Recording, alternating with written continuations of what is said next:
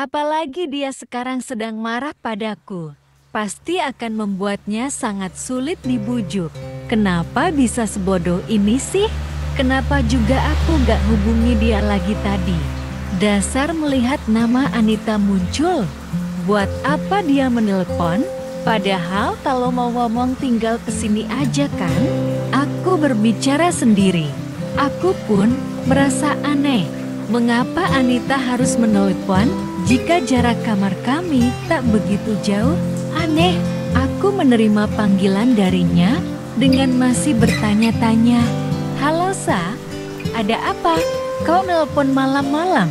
Padahal kalau mau ngomong kamu kan tinggal masuk ke kamar saya. Kenapa harus repot-repot telepon? Ucapku ketus. Aku sangat terganggu karena baru saja tertidur, membuat kepalaku pusing. Om, kenapa Om gak jemput aku? Om jahat. Om biarin aku kedinginan di luar tempat ekskul. Ucap Anita terisak. Dia seolah menangis. Apa? Bukannya. Sebelum ke episode selanjutnya, support dengan kritik dan sarannya tulis di komentar. Terima kasih.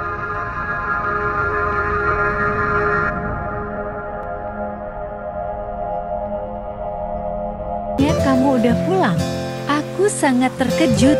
Aku nggak bisa pulang Om. Aku takut. Jadi aku nunggu Om di luar. Karena aku pikir Om akan datang lebih cepat. Tapi ternyata Om nggak datang juga. Hiks. Om jahat. Jawab Larissa terisak. Iya Tuhan. Aku tak tahu Larissa belum pulang. Tadi aku juga tak sempat mengecek keberadaannya di kamarnya. Aku kira dia sudah tertidur. Ya ampun Sa. Saya minta maaf. Saya nggak tahu kamu belum pulang. Saya jemput kamu, jaketku, dan penyambar kunci mobil. Aku harus menjemput Anita. Aku kembali melajukan mobilku. Kali ini dengan kecepatan tinggi. Aku tak mau membuat Anita menunggu semakin lama. Apalagi dia sekarang sedang marah padaku. Pasti akan membuatnya sangat sulit dibujuk. Kenapa bisa sebodoh ini sih? Kenapa juga aku gak hubungi dia lagi tadi? Sekarang ya, aku meminta maaf. Tapi Anita seketika mematikan sambungan teleponnya. Aku yakin dia kecewa karena aku lupa menjemputnya. Sial, mengapa aku bisa sebodoh itu? Dia pasti kedinginan di luar sana. Aku segera memakai Jason sialan. Aku merutuki diriku sendiri yang kurasa memang sangat bodoh ini. Tak berselang lama, aku telah sampai di depan tempat bimbel Anita. Tak ada siapapun. Di sana, sudah sangat sepi di sana. Sudah sangat sepi dan lampu-lampunya sudah padam. Asap, kamu di mana? Panggilku pada Larissa. Tapi tak ada sahutan. Aku tak menemukan Anita dimanapun. Aku kembali mengitari sekitaran tempat itu untuk mencari Anita. Aku sangat cemas sekarang. Oh Anita, panggilku lagi. Tak ada juga sahutan. Tempat itu benar-benar sepi. Aku mencoba menghubungi ponselnya, tapi tak diangkat. Aku yakin dia marah. Aku terus mencoba menghubunginya, tapi tetap tak diangkat. Aku menjadi putus asa. Apakah Anita semarah itu? Hanya karena aku lupa menjemputnya, aku kembali masuk ke dalam mobilku dan memacunya dengan cepat. Aku akan kembali ke rumah. Mungkin saja Anita memang sudah berada di rumah. Sambil mengedarkan pandanganku ke pinggiran jalan untuk mencari Anita. Siapa tahu dia berjalan kaki untuk pulang. Tapi nihil, Anita tak nampak sama sekali. Aku semakin panik. Aku mempercepat mobilku. Aku ingin segera sampai di rumah untuk memastikan Anita sudah pulang.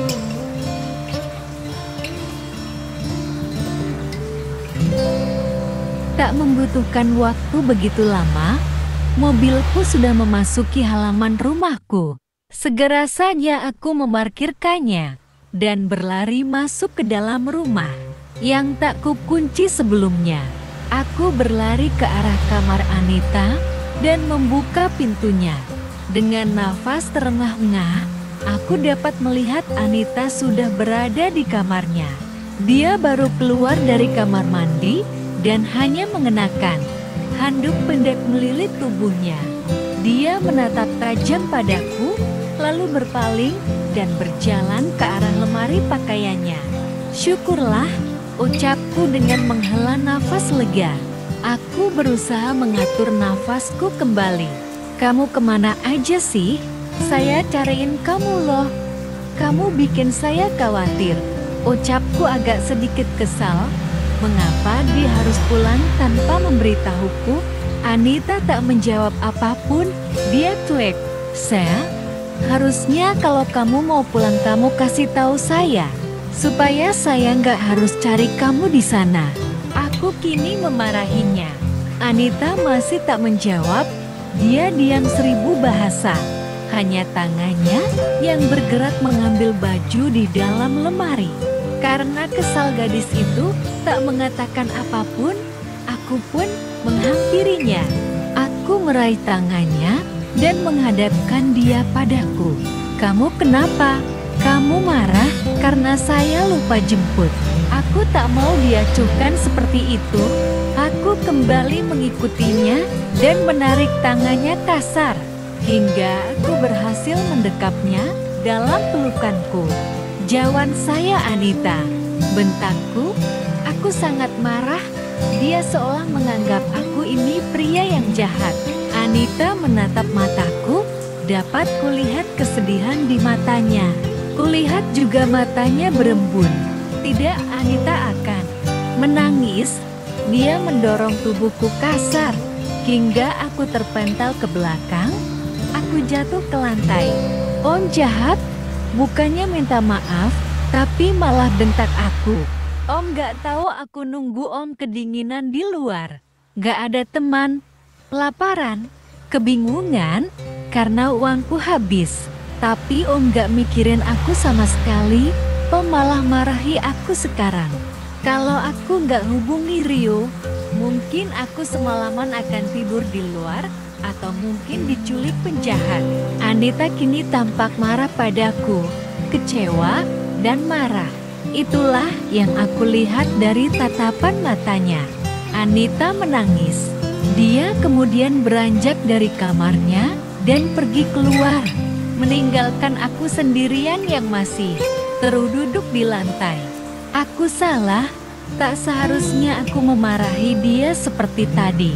Harusnya aku meminta maaf. Aku berdiri dan menyusul Anita ke bawah. Kudapati dia berada di ruang tengah, berbaring di sofa menutup wajahnya dengan bantalan sofa. Kudengar dia terisak, tubuhnya masih terbalut handuk. Aku menjadi dilema dalam keadaan seperti itu. Jika aku mendekat pasti aku takkan sanggup, apalagi tubuhnya sangat menggoda keimananku sebagai seorang pria dewasa. Tapi jika tidak, aku akan dianggap sebagai suami yang jahat olehnya. Aku mengacak rambut frustasi. Ini sungguh membuatku dilema. Anita semakin terisak di bawah bantalan sofa. Mungkin dia sengaja agar suaranya tak begitu terdengar olehku. Membuatku tak tega, aku terpaksa mendekat padanya. Aku menyingkirkan bantalan sofa itu dari wajahnya perlahan. Tapi dia malah menutup wajahnya dengan kedua tangan. Lusa, tolong maafkan saya ya. Sayang, aku salah. Saya nggak seharusnya memarahi kamu sampai bentak-bentak kamu kayak tadi. Tapi saya benar-benar nggak suka kamu gak jawab apapun. Saya minta maaf, itu memang kelalaian saya. Saya benar-benar lupa dan menganggap kamu udah tidur di rumah. Ucapku berusaha menghentikan tangisnya. Anita malah membalikkan badannya membelakangi aku, membuatku semakin merasa bersalah. Sa, ayolah, saya minta maaf. Saya janji nggak akan kayak gitu lagi. Iya, please. Aku mengujuk. Om jahat. Aku benci Om. Teriaknya sambil melepaskan satu tangannya dan menggerakkannya mengarah padaku. Buah, tangan Anita menimpa hidungku dengan keras hingga aku terjungkal ke belakang. Au, rintikku. Aku duduk kembali. Aku merasakan hidungku berdarah. Anita terkejut. Dia langsung bangun saat mendengar rintihanku. Oh, hidung Om berdarah, ucapnya histeris. Gara-gara kamu, aku kembali membentaknya kesal.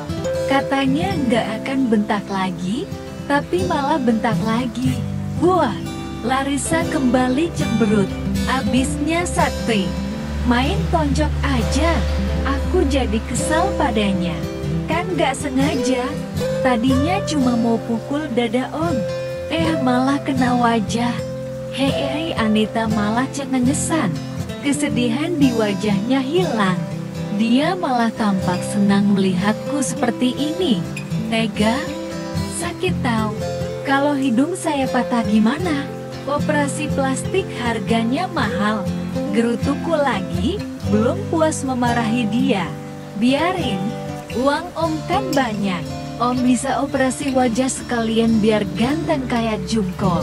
Hei, lagi-lagi dia cengengesan.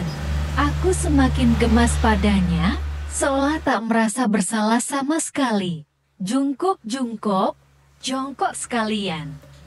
Bentakku. Anita malah tertawa lepas mendengar omelanku. Ya udah, tunggu ya. Anita kemudian beranjak dari sofa dan pergi ke dapur.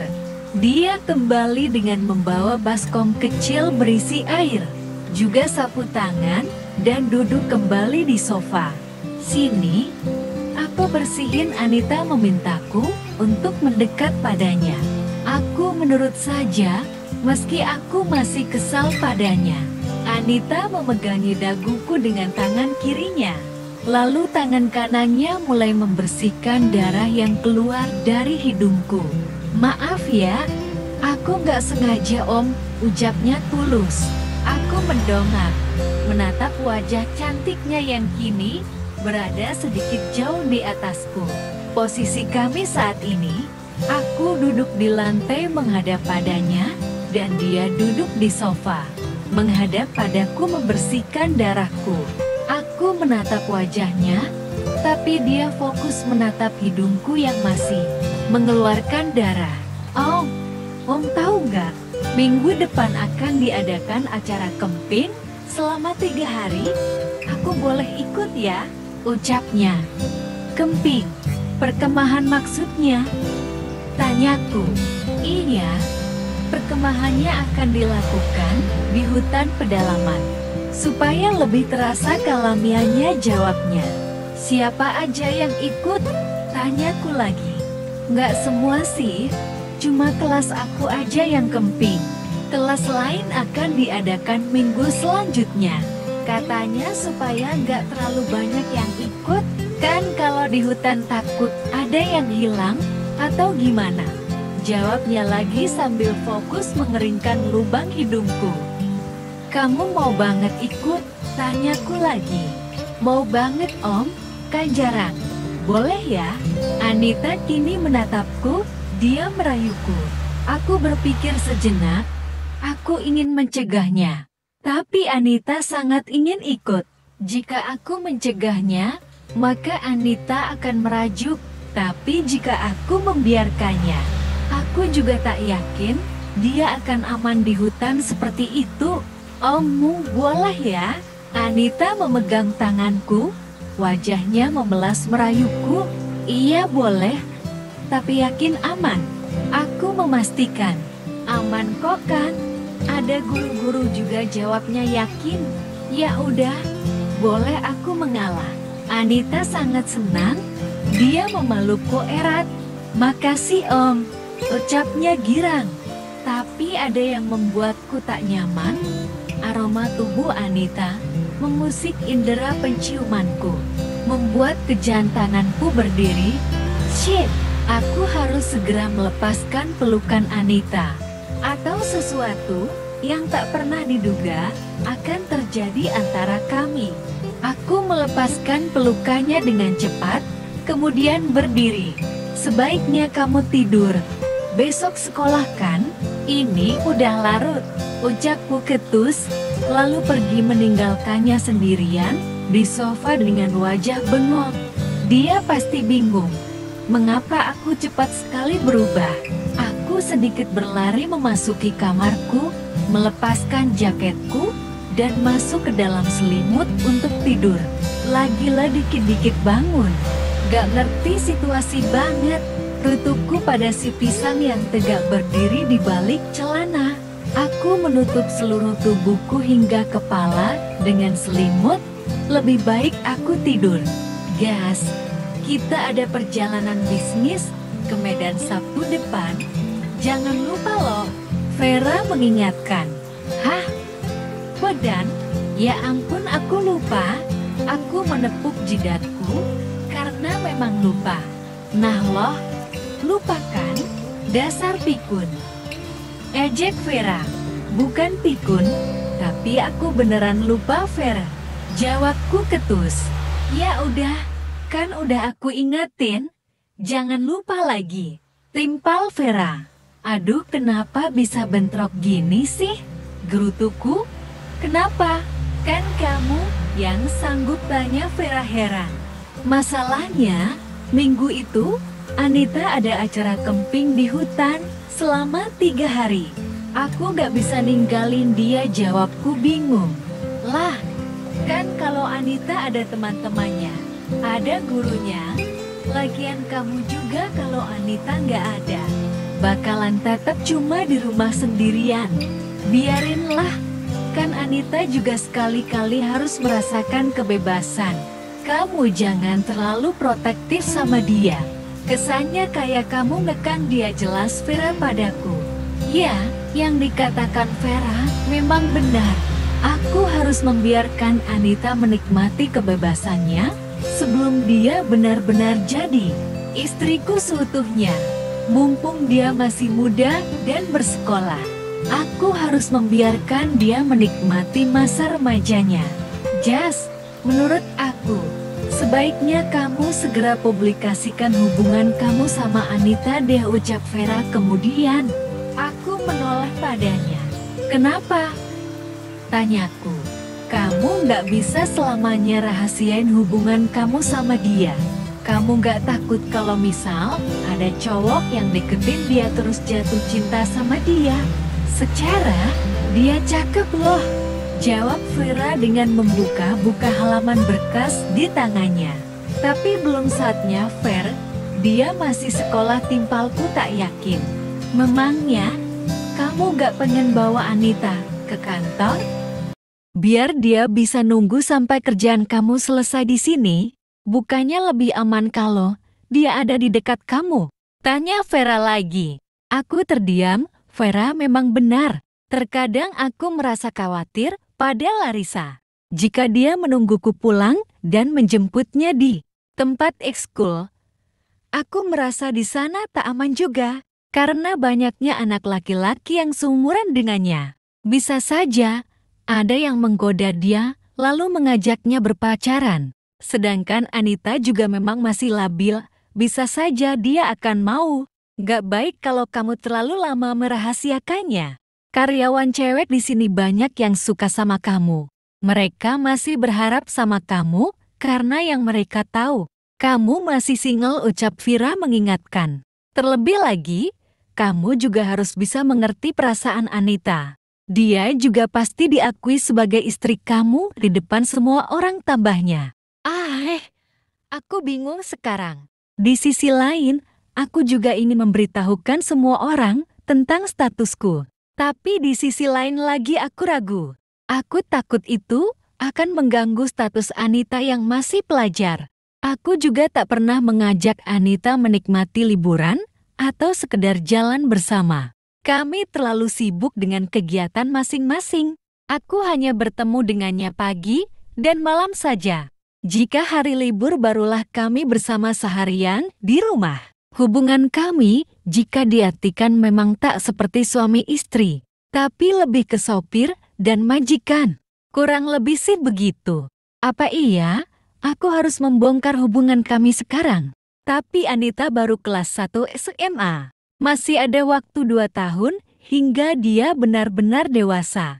Kurang cocok rasanya jika orang dewasa sepertiku menikahi gadis. Haduh, kenapa aku sepusing ini sih? Di rumah aku dan Anita sibuk dengan pekerjaan kami masing-masing. Aku sibuk dengan laptopku, sedangkan Anita sibuk dengan buku-bukunya. Om, tahu nggak? Anita tiba-tiba bertanya. Apa? Tanyaku tanpa menoleh.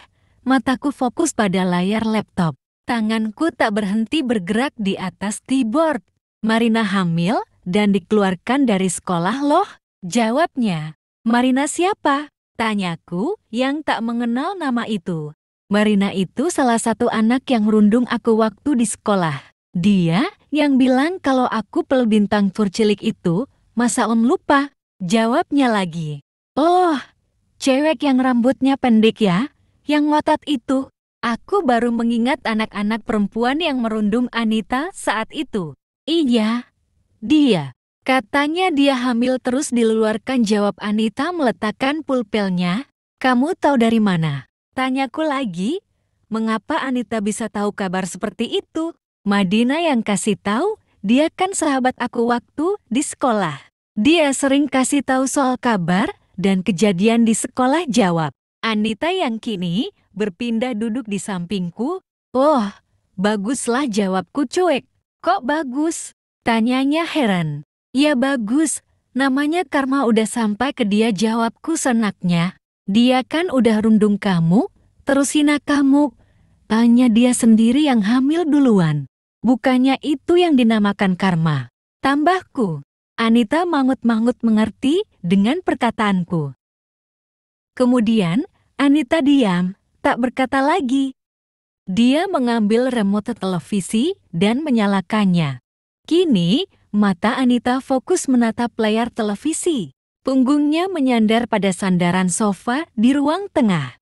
Tugas kamu udah beres? Tanyaku yang masih sibuk. Udah kok, jawabnya singkat. Oh, aku mengangguk dan kembali mengerjakan tugasku.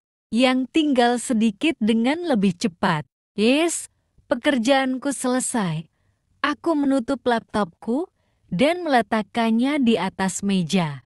Aku melemaskan jari-jari tanganku yang sejak tadi bergerak di keyboard laptop. Aku menyandarkan punggungku di sandaran sofa. Sama seperti Anita, mataku kini tertuju pada layar televisi. Sudah tak ada pekerjaan, sudah waktunya aku beristirahat.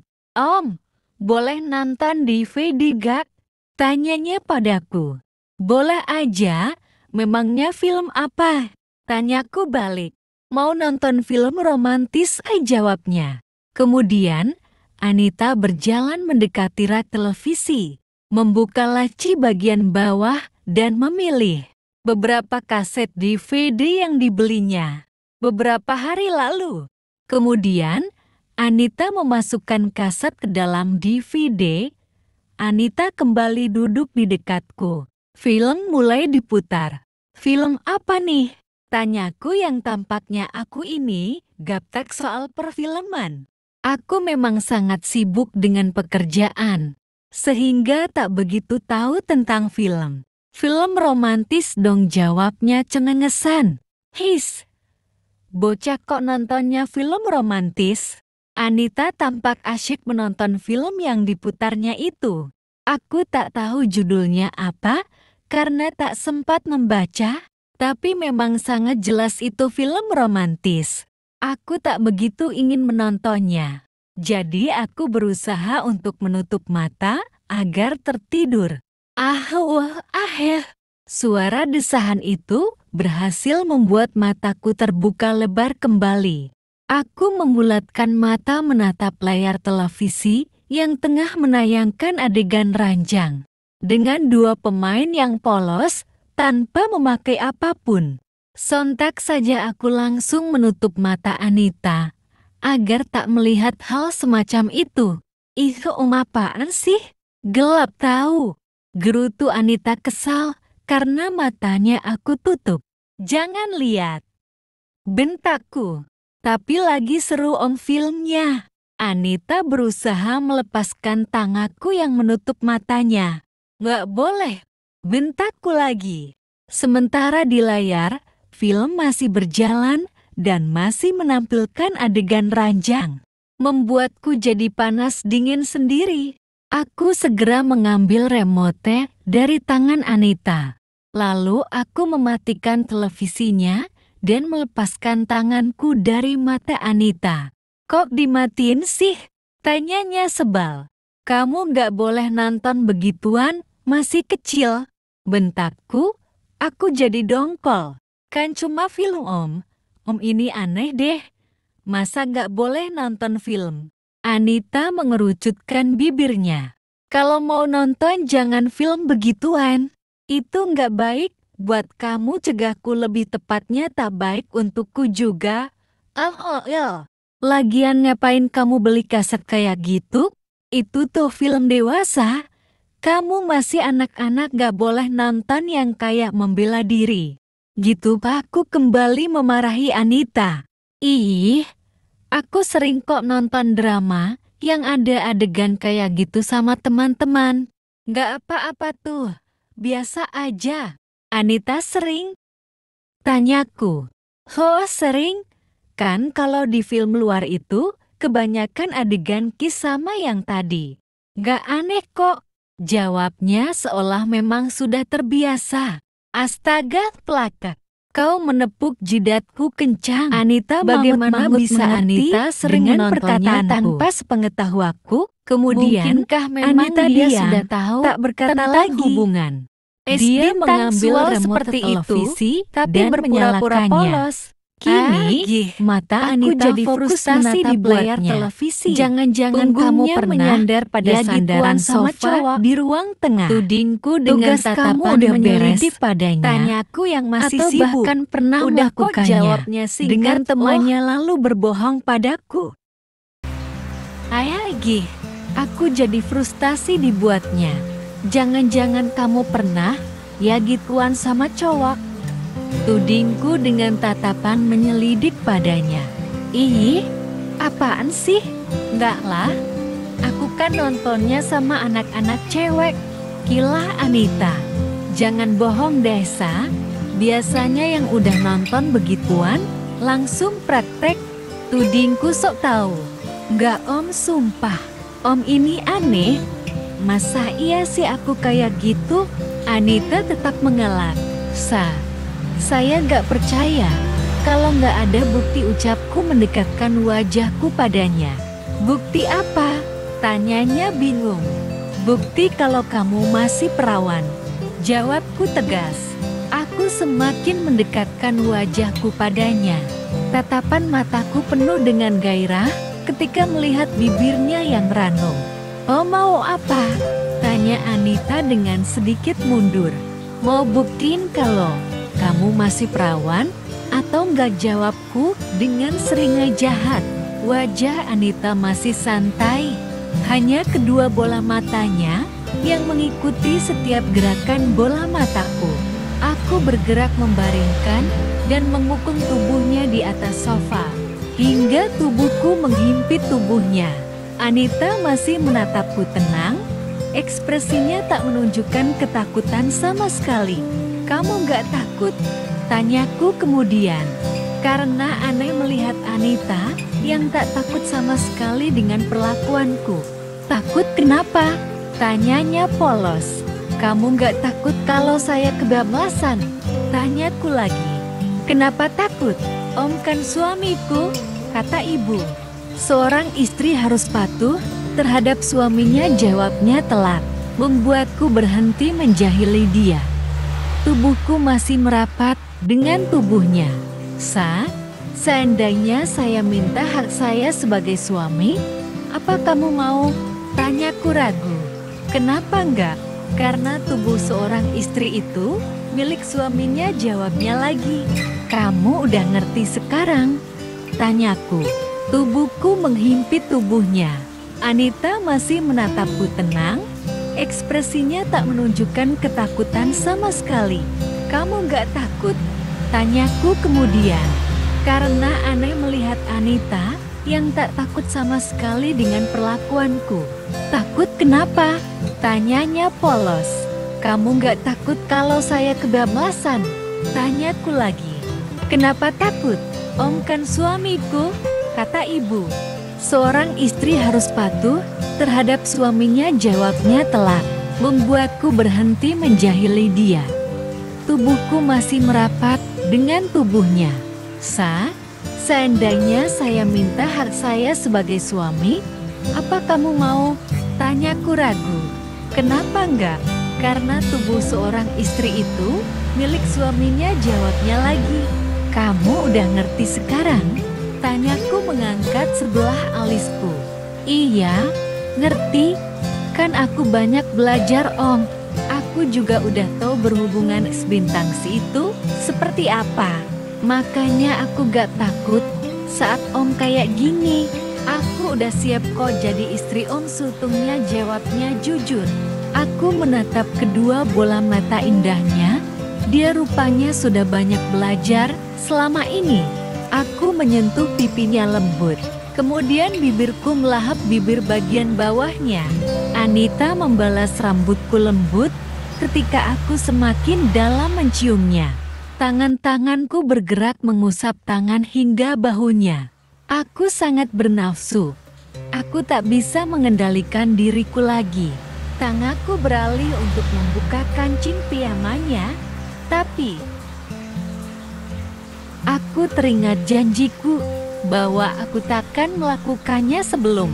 Seketika aku menarik diriku dan menarik tubuhnya untuk duduk kembali ke posisi semula. "Kenapa?" tanyanya dengan memiringkan wajah melihat padaku. "Enggak, saya harus tahan diri. Setidaknya sampai kamu udah kelas 3. Saya nggak mau masa depan kamu rusak. Saya harus bisa tahan," jawabku berusaha meredam kembali hasrat dan gairah yang tadi memuncak. Anita menggenggam tanganku erat, kepalanya menyandar di dadaku. "Makasih Om," ucapnya dengan melingkarkan tangan yang satunya di pinggangku. Aku tersenyum, mengeratkan genggaman tanganku padanya dan mengecup pucuk kepalanya. "Aku mencintaimu Larissa, maka dari itu aku takkan merusakmu. Aku akan menunggu hingga hari di mana kau sudah pantas menjadi ibu dari anak-anakku hari ini. Aku pulang lebih cepat." Aku mengajak Anita untuk berjalan-jalan sepulang sekolah. Aku tak mau waktuku terus kuhabiskan di kantor. Sesekali aku ingin membawanya menikmati indahnya kota. Anita begitu antusias saat aku mengajaknya. Mungkin karena ini pertama kalinya aku mengajak dia keluar untuk berjalan-jalan. Kamu kan hari Minggu kemping. Kamu sekalian aja belanja buat bawaan kamu nanti. Beli makanan, minuman, atau sejenisnya buat persediaan kamu di hutan nanti, ucapku. "Iya Om," jawab Anita. Aku dan Anita masuk ke sebuah mall. Aku ingin dia membeli baju dan kebutuhan pribadinya. Rasanya memang sejak menikah dia tak pernah membeli baju. Jahat sekali aku ini. Jadinya aku terkesan pelit. Hahaha. Sesampainya kami di toko pakaian, aku meminta Anita untuk memilih baju yang disukainya. Tapi Anita malah tak mau. Dia bilang baju-bajunya masih banyak dan bagus-bagus. Dia malah meminta izin untuk pergi ke toko buku. Dia pun pergi ke toko buku. Sedangkan aku memilihkan baju-baju yang cocok untuknya, yang mungkin akan disukainya. Nampaknya aku harus lebih peka sekarang, membelikan keperluan Anita tanpa sepengetahuannya. Karena dia sendiri seolah tak ingin dibelikan barang-barang yang menurutnya Dia sudah memilikinya. Jujur saja, aku suka dengan sifatnya. Dia tidak serakah dan tidak memanfaatkan kekayaanku untuk hidup berfoya-foya. Aku membeli 3 baju untuknya, yang menurutku pas dengan ukuran tubuhnya dan pastinya sesuai dengan seleraku. Hehehe. Setelah membeli baju, aku menyusul Anita ke toko buku. Kulihat dia sedang mencari-cari buku di rak yang berjejer rapi. Aku menghampirinya. "Cari buku apa?" tanyaku. "Komik," jawabnya singkat. "Ini kan komik semua isinya. Memangnya mau baca komik apa?" tanyaku menunjuk isi rak yang semuanya komik manga. "Mau cari yang genre horor sama yang romantis. Biar seru bacanya nanti," kalau Kemping jawabnya dengan tersenyum lebar. "His, dasar anak ini. Ya udah, pilih aja." Saya tunggu sambil baca buku. Aku pun pergi meninggalkan Anita, mengambil sebuah novel dan membacanya di tempat baca sekitar 15 menit. Anita datang dengan membawa 3 buah komik manga di tangannya. Aku membawanya ke kasir dan membayar.